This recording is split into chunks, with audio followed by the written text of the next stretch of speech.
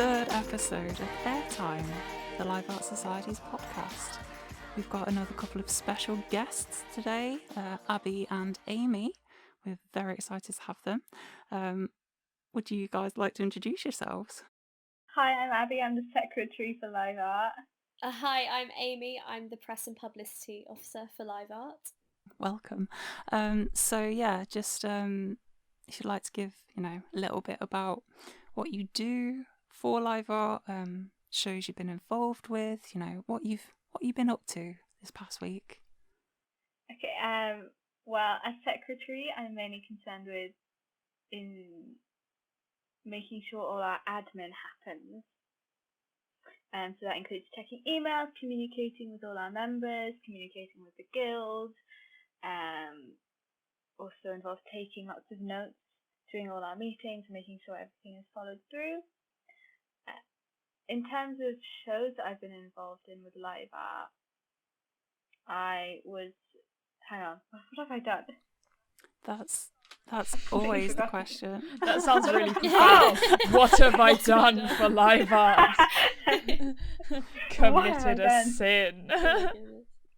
I was involved with Order Up in 2020. Oh, yes, it was 2020. I was stage manager on Emma's wonderful Order Up project, which unfortunately never happened because of COVID. But we're still hoping to someday be able to put it on. Fingers crossed, we will. Emma and Liv and I, we'll bring it back. And I also was, Jazz and I, we did a R&D workshop, didn't we? Yes, Sort it of was February time. very cool. 2020. It was very cool. It was with the Innovate Online, which Live Art Society are running again this year. But it was really cool. We had a few sessions to work on this idea that Jazz had come up with in a really chill environment. So yeah, I do a lot of stage managing and a bit of directing. I do some stuff with 3 Bugs this year, directing a bit of stuff. But yeah, I'm more on the prod team side of shows and behind the scenes rather than on stage. Amazing. Cool. Okay, so as Press and Publicity Officer, I post a lot on social media about events that are happening in Live Art Society. So I try and get it out to everyone so that they can see what's going on. So that includes Facebook, Twitter, Instagram, and YouTube sometimes. I also kind of sometimes help make, like graphics for certain events, things like that, which I'm not great at, but we learn, we move, which is really good fun. Yeah. They are pretty much. I was about to say, you do yourself so they dirty. Are sick, man. Oh. Both queens of your respective roles. Oh my goodness. In terms of shows, I've only done one show at the Guild, and it was with Live Art Society, and I think that was November, December 2019, and that was Adrift, which was pretty cool. And that's the first show I was in at the Guild, and now I'm just doing stuff with 3 Bugs, but it's more acting than prod team, but it's still good fun. It's all good. Well, I'm glad you're enjoying your drama journey. Etc. So much fun. Well, amazing. Well, thanks for joining us. So yeah, the title of this episode is "We're All in This Together." One of 2 High School Musical references yeah, that we're you going might to be making over the course of this theme series. Of these titles. We love it. But yeah, so this episode is going to be mainly focused on how we can work together as a prod team, as actors, as creatives to realise a show and make the best of it. So do so with kindness, and yes, good vibes. Yeah, definitely. We want the best of vibes on all of the projects that we do. So yeah, I guess the first sort of topic, the first thing is, how do you start to create those relationships with these strangers or these people that you may not have ever worked with before? How do you sort of first approach creating a show, I guess? I think just being really confident and also being yourself at the same time is really important, I suppose. Also from the get-go, if you just like throw yourself into it, then it's kind of nice. Yeah, you have to be willing to. Yeah. You have to be willing to make mistakes and just not take yourself too seriously, I think. Yeah. Yeah, definitely. Because I think it's that stereotypical sort of actor where they're so serious and it needs to be perfect and all of that, and it's something we touched on last episode, but it's never going to be perfect, and you need to accept that and just go with the flow, which I think is one of the most important things that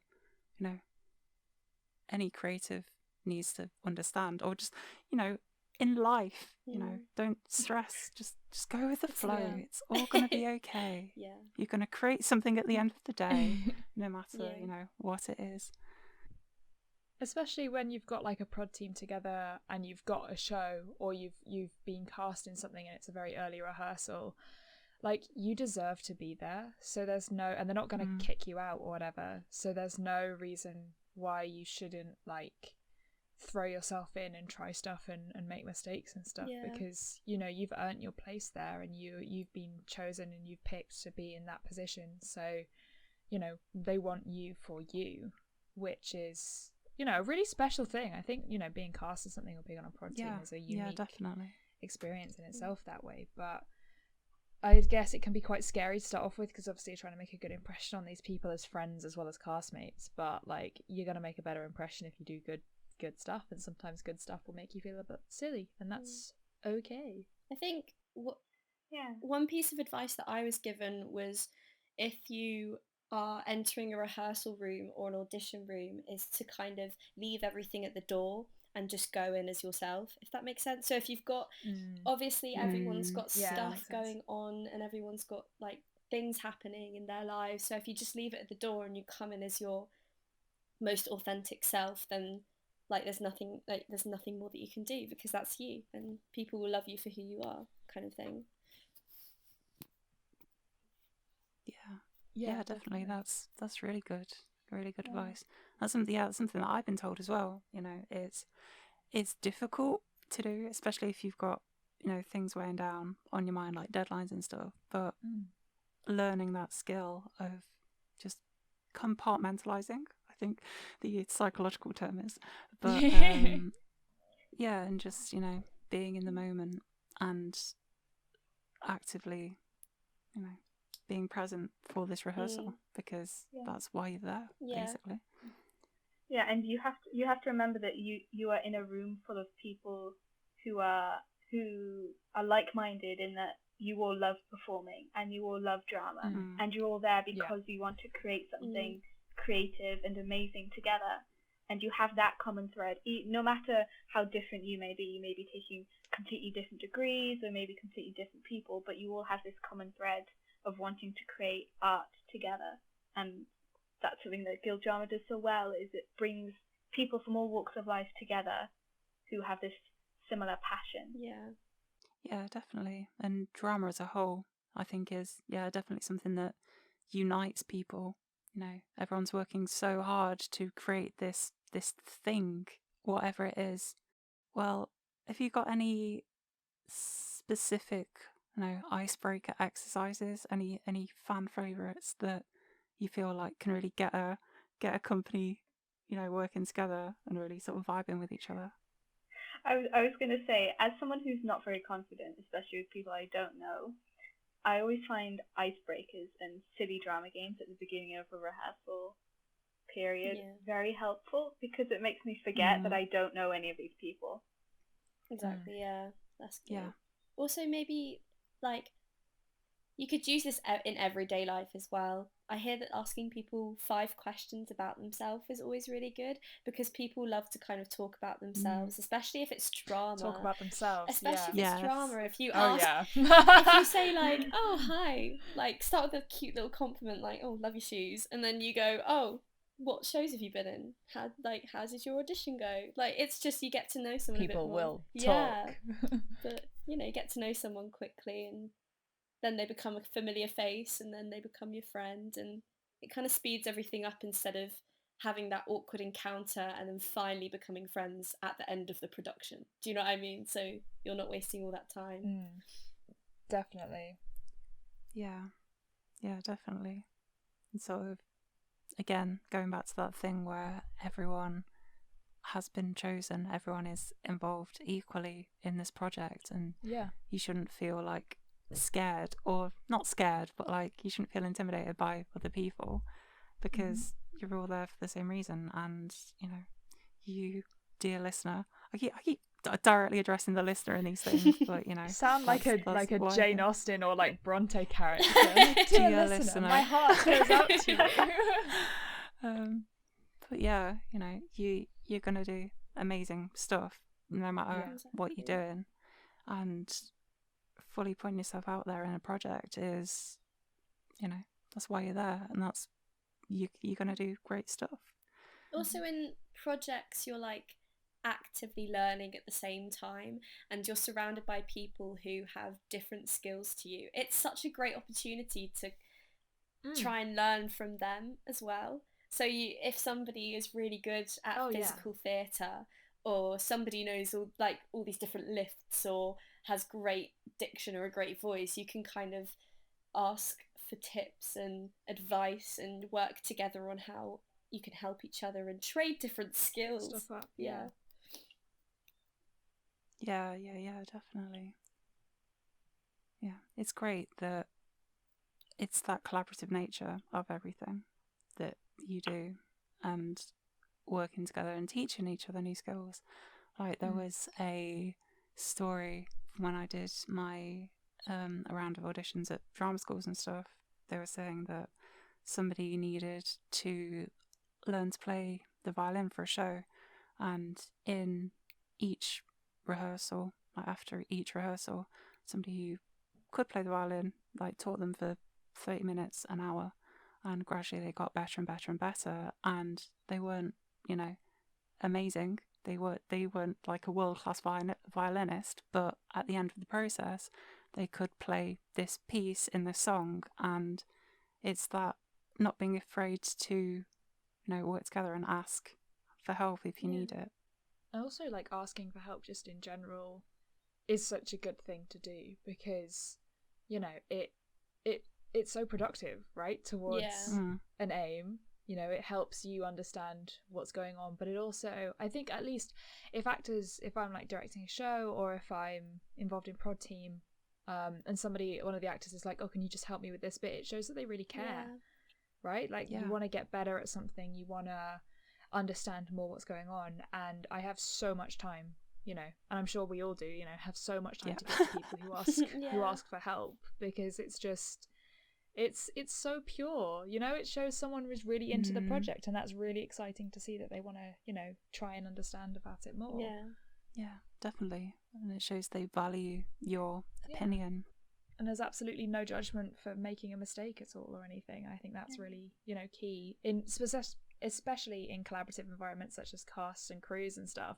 You can just be like, I don't get what's going on, or I don't understand, or can I have a bit of help this week because my assignments are coming up. Like, that's perfectly valid to ask, right? You don't have to just take everything on your shoulders and bear it just because you signed up for this thing. Like, life changes, so you can ask for help and ask for a bit of support when you need it, and it's totally fine, and nobody's going to be like, oh, they're slacking this week. Like, no one's going to say that. It's fostering that environment where it's okay to make mistakes, and it's okay to just be a little bit stupid. Things won't be right the first time, but that's okay, because we're going to learn from everything that happens. And nobody's perfect, nobody knows 100% what it is, but if you're willing to put yourself in that situation where you might look a bit foolish, it's the projects and whatever you're going to do is going to be all the better for it. It also kind of breaks the ice at the same time. If you make that mistake, it also makes other people realize that it's okay to make that mistake. Also, nobody's Yeah. really looking at each other and thinking, oh, that person's done this, like, oh, how dare they? Because everyone's so focused on themselves Yeah. in the moment, so everyone Mm. is constantly thinking, oh my god, what if I do this wrong? So nobody's really looking at what you're doing. So when you do make that mistake, it's a learning curve for you, and it helps other people see, oh, I'm allowed to make mistakes, like it's okay, it's quite cool to make mistakes. I feel like if you're not making mistakes, then you're not Yeah. doing it right, Yeah. if that makes sense. Yeah, no, perfect sense. Yeah. I guess there also are going to be times where you're going to have somebody like a really strong character in a cast or in a prod team who you just don't vibe with for whatever reason, and it's none of their fault, but like sometimes I know I've had people in casts I've directed, not at uni but like in external things, who I just didn't vibe with. Like they were, how do you go about sort of dealing with working with those types of people or people you just don't get on with? Good question. Because like we can't pretend that it's gonna be like in the first rehearsal and it's like, oh my god, these are my best friends in the entire world and I Yeah, love everyone yeah. and we're gonna start like a prayer circle or something. Like there will be people who you'll come across who you're just like, you really grind my gears, and you're just gonna you have to work with them because everyone has been chosen to be in that room. I don't know, do you guys have any experience of that, or have you got any kind of cool tips that you found helped you? I think you have to have a lot of patience, and you have to kind of take your time and remember that even if it is at the guild or if it's something professional, you're in an environment where you're supposed to be working hard and collaboratively together. So if there is somebody that you're not working hard with, it sounds really blunt, but you've just got to get through it. Like you've got to get through it in such a nice way, though. You can't kind of be rude to that person, and you can't kind of exclude them from the production as a whole. You kind of have to include them all the time. I think sometimes if it gets to a point where it's really bad or it's really serious or something's going on, you can always talk to your director, or you can always talk to that person head on and just kind of, I think communication's important as well, talking to them. It depends what the situation is as well, because if it's something like you've gone to a rehearsal and someone's, punched you in the face, you have to communicate. But like that's not on. like, that's just not on. Very full on. But I don't know, if you're not, to clarify, they punched you in the face, that's like not in script though, because if you turn up to a fight call and someone punches you and you're like, oh, why did this happen? That was a terrible example. I mean, like if you it wasn't though, but like if they are kind of directly, mean to you, if you have to communicate and you have to voice that it's disrespectful to be rude to your cast members and crew members, because this is another thing, like I feel crew members get a lot of disrespect at times, especially in professional industries and amateur industries. Like crew members always kind of, not always, but sometimes I feel get a bit forgotten about, and sometimes disrespected because you can see them as crew members, but you're all equals at the end of the day. And I think communication is really important. If somebody's doing something to you that you don't like, you say that you don't like it. Yeah, communication is so important. And I mean, at the guild, you can of course go and talk to your prod team, your director, your producer, your stage manager, but also with all shows we have at the guild, we have liaisons. And they may be more in the background, but they are there as committee members of the society to help the cast and the crew. So if the prod team has an issue as well, the liaisons are there to help you. That is their only role, is welfare, to make sure that everyone is all right, and it is absolutely okay to talk to them as much as you need. They're there just if you're having a bit of a bad day and you just need someone to talk to, they're there for you. Or if you have a problem with someone in the cast or in the crew, they are there as well to help talk to everyone and act as sort of a mediator between people and help solve problems. So absolutely go to your liaisons and have a good relationship with your liaisons, because they are there to help you. Yeah, definitely. And it's that whole thing of, if you have an issue, don't let it build up, because even if it starts off small, it will get bigger. Like 9 times out of 10, it won't work itself out unless you actually do something about it.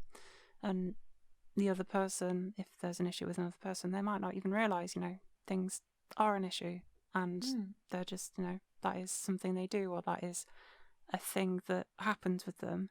But if you can establish a dialogue and you can bring it up to them, or even go to your liaisons and have a sort of mediated discussion with them, with the liaisons present, that's the best and quickest way to actually, get to the root of the issue. Because if it's a thing that you leave for weeks and weeks and weeks, it is going to build on you, and you might have those things where you just really don't want to go to rehearsals because you don't want to be dealing with that.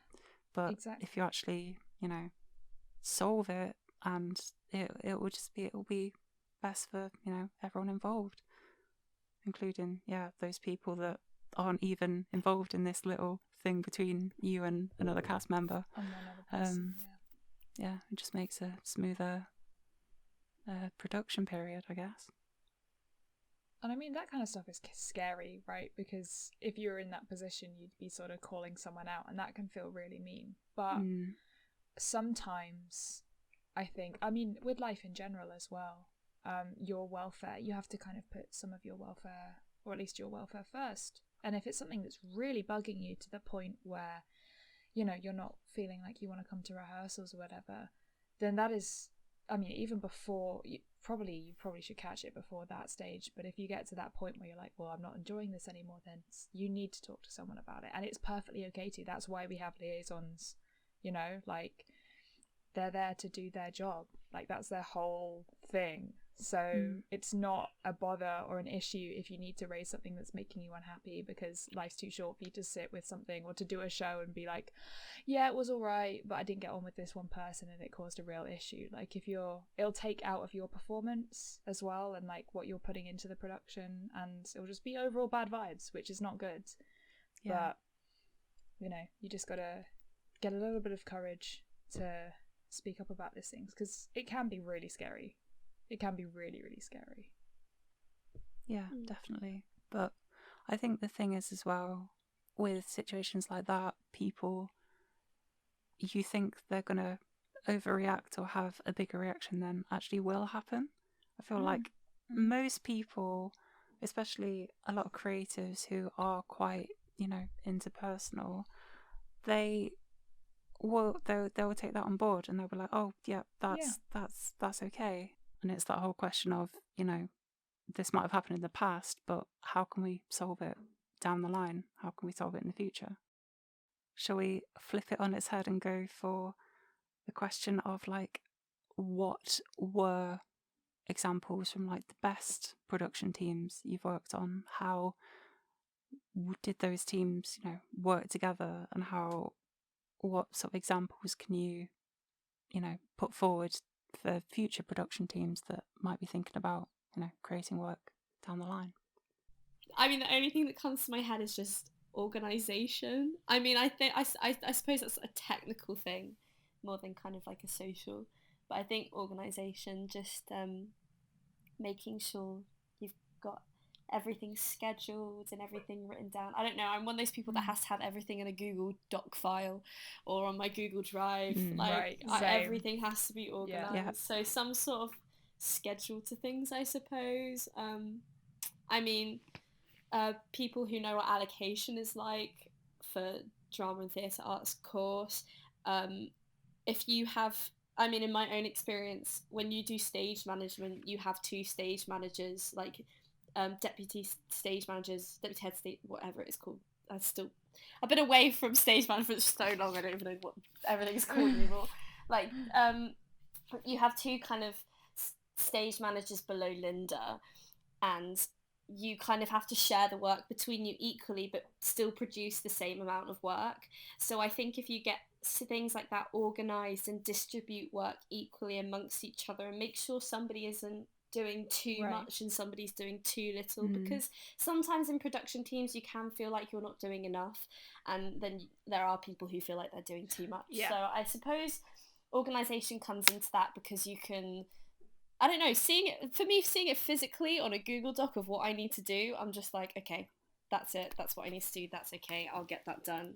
Got it. Yeah.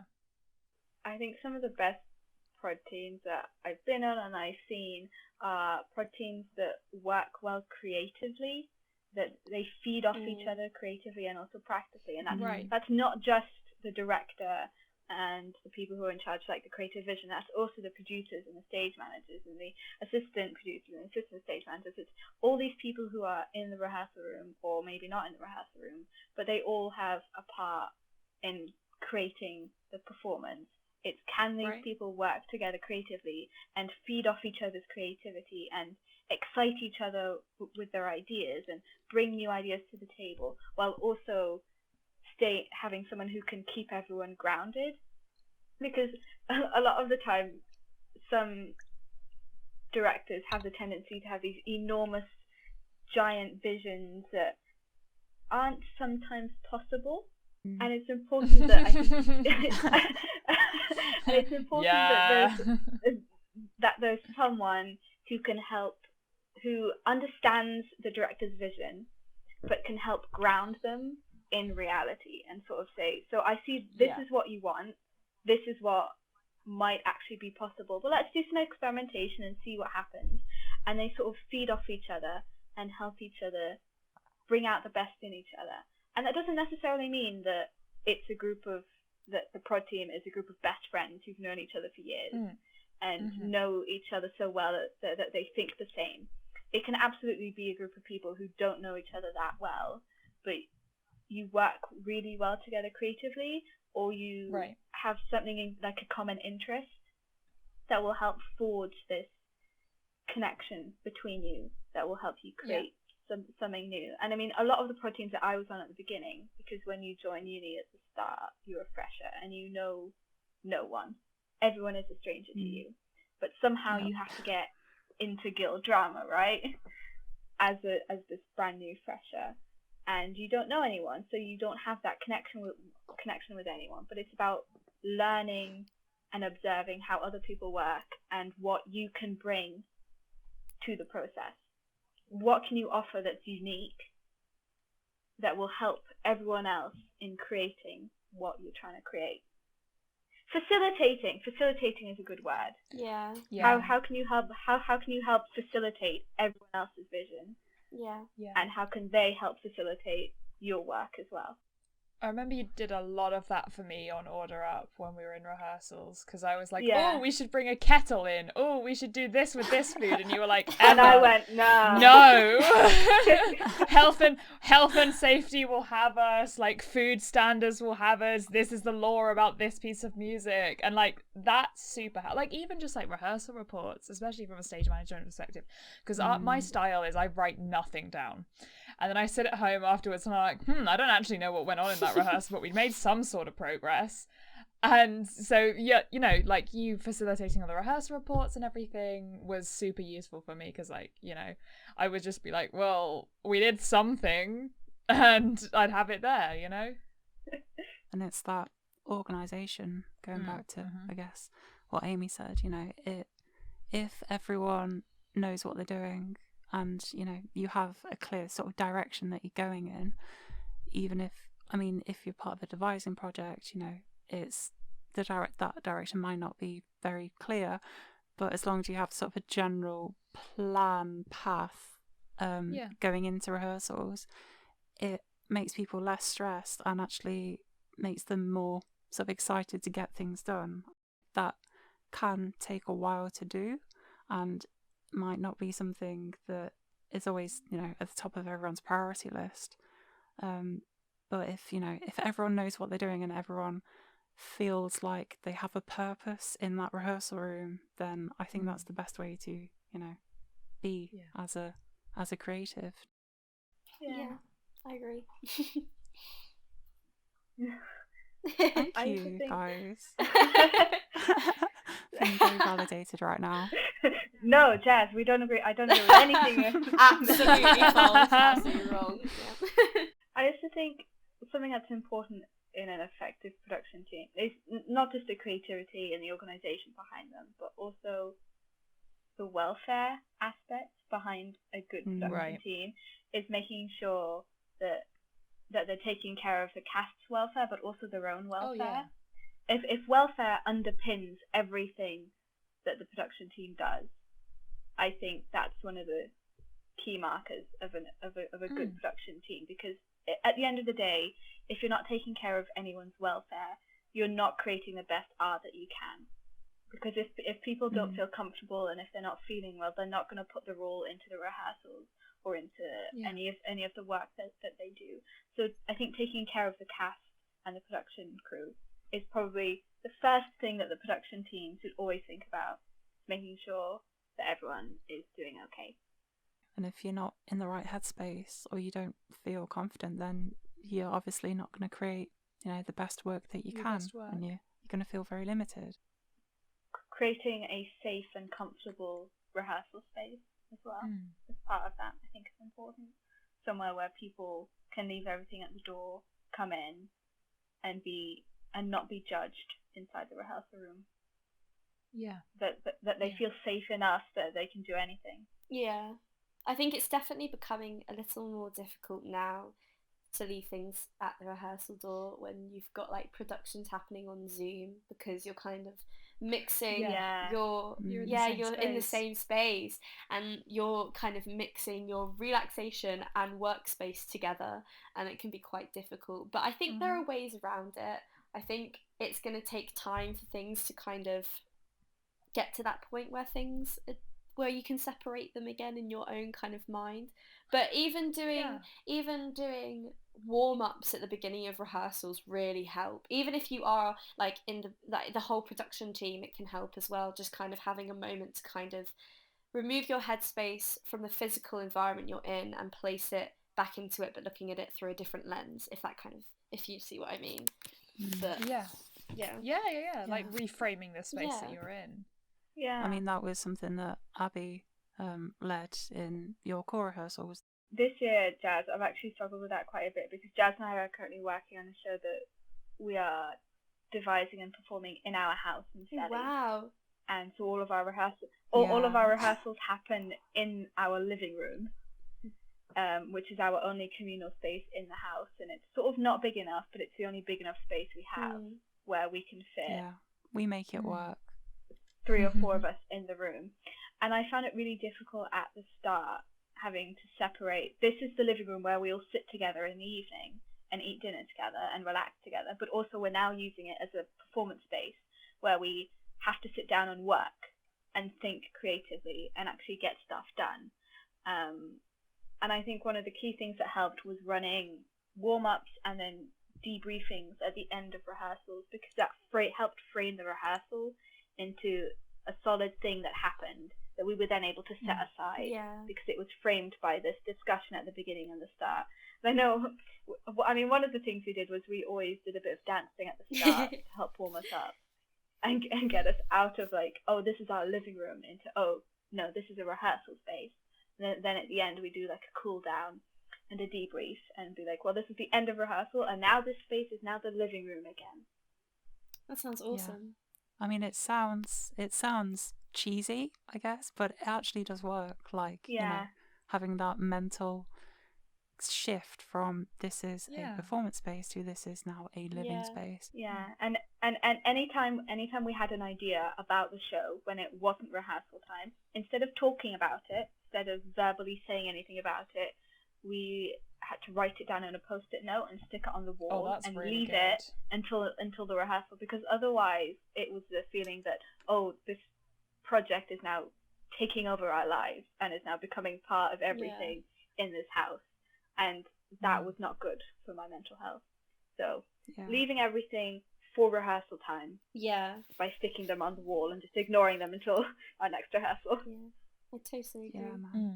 Even like in-person rehearsals, I mean, when you have even like a hour's break in between, that's such an important time to kind of take yourself away from the rehearsal and not talk about the rehearsal. I mean, I know people have the tendency to kind of be like, oh, so what are we doing next, kind of thing, which is great, but also I think it's good to have that time away from it, to take your head into, oh, okay, this is what I'm just taking myself away from it, this is what I'm going to talk about now, and then hopping straight back into it. So you have that time away from it as well in between. I remember on Sandbox, which was the first term show from last year that I was part of the cast of, we had a dinner break around 7 o'clock every evening. We were rehearsing, and we'd all traipse down to Spa, R.I.P. Spa, and we'd all pick up like dinner, and then we'd all sit on the beanbags in the guild, and we all sat together as a cast, right? So there sounded a little bit like, oh, we made some really great progress today. Sam was our director, and he said we made some great progress today, and then we just talk about like the most random stuff. And that was a really good, like, as you said, it was really good to kind of take us out of that rehearsal mode, but also it doubled as like cast bonding, because we'd all do that together. We'd all kind of eat together, and kind of part, like, instead of sitting in like opposite corners of the rehearsal room and just like not discussing anything, it was a really good time to get to know these people as people instead of just like castmates that you have to get on with. And I think that made the show stronger. And I think I don't think that's unique to Sam. I think a lot of people in guild shows really value that as a thing, as well, because we're all in the same peer group, right? It's like, and we're going to see each other around uni, and a lot of guild drama people do very similar courses. Like, obviously not everyone, but a lot of us are kind of drama, theatre arts, or drama and English students. And I mean, you want to widen out to the courses. So like, if you're listening and you're on a different course, then welcome, you're very much welcome. And you don't, don't feel intimidated or, like stuff like that by the sheer amount of drama and English students. But it is just a fact that you'd see, like, the majority of us are on the same course, so we see each other around the same campus and do similar modules, right? So it was a great bonding experience to just get to know people as people, and get to know people, from different courses, from different years, because I feel at uni especially, it's such a, like, year groups don't really matter a lot at uni, I found, but they are kind of very streamlined as to who you see. And so having that break, having that mental break in the middle of a rehearsal kind of makes friends for friends rather than castmates, because I think there's a very slight distinction between the two. Yeah. That was long. That was a long ramble. Very good. Yeah. Well, you've got good socials / bad socials down here. I mean, probably one of the best socials is the traditional guild drama Dilshad trip. Yes. Oh my god, yes. Yeah, because you are combining food with, what's the word? Hang on. Camaraderie. Socializing. There we go. Yes, that's the one. You're combining food and socializing, and that tends to help people come out of their shells a bit, I think. If you've got something to focus, I mean, like, for me, I'm very bad at talking with people that I don't know. I'm very shy, very introverted. I'm not good at it. But if there's something that I can focus on that isn't just, oh, I have this person that I don't know sitting next to me, and I'm supposed to be socializing with these people that I don't know, but I have the food in front of me as well. So that helps me lose a bit of my anxiety over having to talk with these people that I don't know by focusing on the food. And also it gives you something to talk about, the food. Yeah. So as someone who's a bit socially anxious, Dilshad is always great at the start. And also you get a fantastic curry. It's like, Yeah. like, yes, please. The Dilshad trip, just to clarify for listeners who may not have been on, it's usually after. I think it's after the first rehearsal. Yeah, traditionally. Or the read-through, traditionally. All of my Dilshad strips haven't been after the first rehearsal, but, it's fine. Just blame the producer, totally. Yeah. It's where a cast and prod team will go to. Wait, you were the producer on the trips that didn't happen after jazz. It was That's your own fault. It was circumstances that wasn't. Anyway, go on with what you were saying. Just as a quick sort of explanation for people who may not be familiar. So it's the cast and full production team, if possible, go to the local Indian restaurant in Selly Oak called Dilshad's. And basically you just all go there immediately after the first rehearsal. So after, introductions and the plan has been made and all that kind of stuff, and you just go and you have a curry, and that's basically it for it, but it's fabled. So a lot of the time, Yes. like at the beginning of the semester, I remember the first couple of Dilshad trips that I went on, like there were 3 other show casts in the restaurant at the same time because 3 other people have had their like first rehearsal, and so there are about 20-30 of us from Guild Drama just taking up half the restaurant. Literally. I swear it's like Guild Drama keeps that place It's alive. tradition, yeah, basically. It's wonderful. We love them there.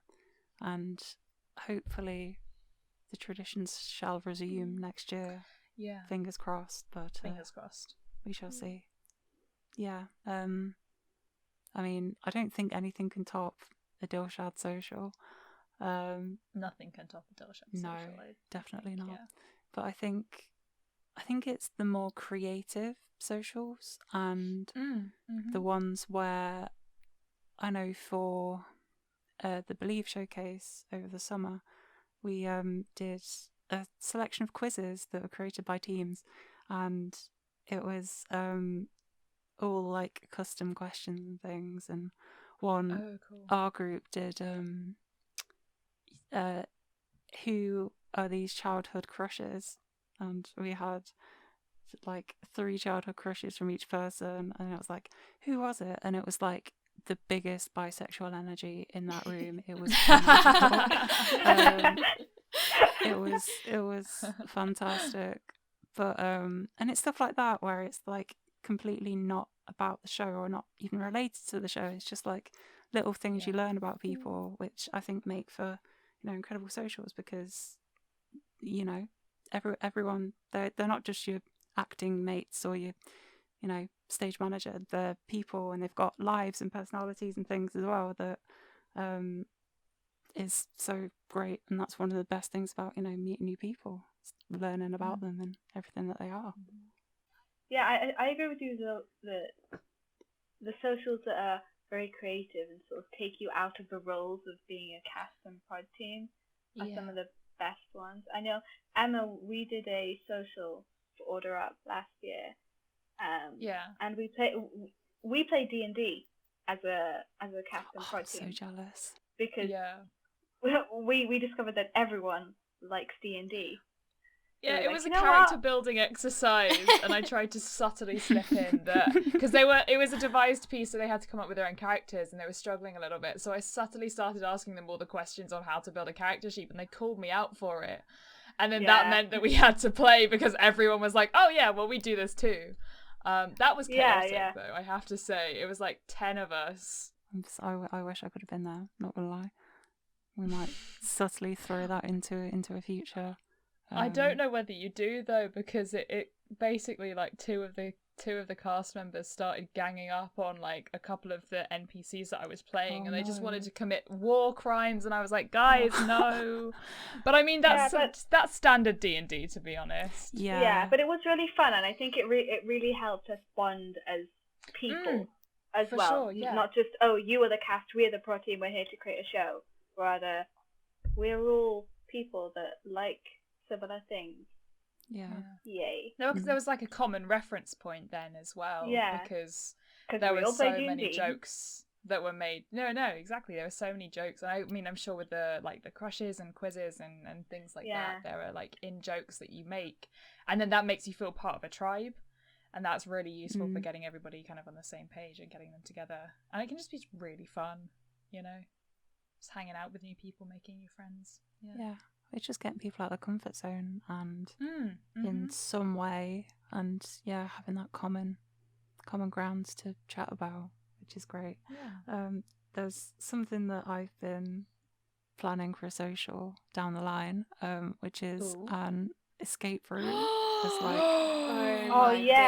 yes, we're like, oh god, because there's the online escape rooms which you could do for a show, but an actual in-person escape room would be so sick. It's like the group, and I'm just like, I would like to put a show just so I can do an escape room with people. Or like if you split like cast and prod team into 2, like mix everybody up, split them into 2, and they create escape rooms for the other group. Oh yeah. So you do like Oh, each that would other's be sick. puzzles. That's really Yeah. cool. Honestly, you can justify it. You know, it's team building, it's puzzle solving, Yeah, it's exactly. logic, it's all of that. But at the same time, there's so much fun. Like I know we did one with XR. We did, It's like an yeah. online one. But that was really good, and I mean, we already knew each other in our team. Yeah, we did. But at the same time, I think it brought us closer together as buddies, as pals. Yeah. So it's always a good time. Like anyway, so yeah, highly recommended. It's got the Jazz Collins seal of approval. I'm not stealing anyone's approval here. Sick. Right. I guess. Are there any sort of closing thoughts or Closing anything else statements. people want to bring up before we wrap this thing to a close? We're all in this together. Oh my gosh. Because we know that we're stars. Oh, And we see Oh. that. yeah, you know. I'm doing the dance as we speak. you I'm so glad this actually? is like an audio. It's just like da da da da da da. Insert Oh my like a goodness video me. of like Emma doing the dance on the YouTube in the background. I get us to 10 million views and the unreleased Literally. like dance of me at my desk will be released. Live Art Society goes viral because of that one video. Yeah. Literally. Oh, we wish. Oh my goodness. Oh, Love it. Well, yeah. Thanks for listening. thanks for I'm joining gonna try and us. yeah. Do you want to do your outro? Because you do it. So My much better. outro. Yeah. Okay. Oh yeah. Okay. Right. So Yeah. have a safe morning, afternoon, or evening whenever you're listening to this. Stay happy and stay well, and we will see you on the next episode of Airtime: the Live Up podcast. Oh my god, that was perfect. All right. Thanks for watching. Bye. Bye. See you later. We're all in this together. Da da da da da da da da da da da da da da. I don't know all the words, but we're stars. Make our dreams come true.